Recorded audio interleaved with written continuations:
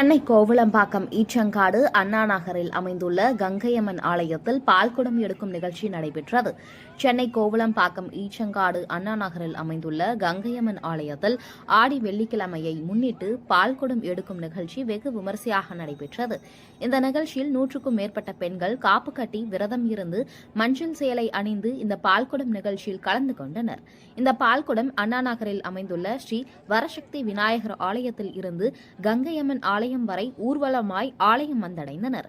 அதனைத் தொடர்ந்து கங்கையம்மனுக்கு பாலாபிஷேகம் செய்து பட்டாடை உடுத்தி வண்ண மலர்களால் அலங்கரிக்கப்பட்டு தீபாரதனை காண்பிக்கப்பட்டது. அதனைத் தொடர்ந்து பக்த கோடிகள் அனைவருக்கும் அன்னதானம் வழங்கப்பட்டது. இந்த நிகழ்ச்சியில் கோவில் நிர்வாகிகள் K. Selvam, Ramadas, Devaraj, Madhavan, K. Thulukkanand, K. Senthil, S. Senthil, S. Akash, S. Muniyappan, Nagaraj, E. Kumar, Murugan, R. Pradeep மற்றும் ஊர் பொதுமக்கள், குழந்தைகள் என கலந்து கொண்டு இந்த பால்குடம் எடுக்கும் நிகழ்ச்சி வெகு விமரிசையாக நடைபெற்றது.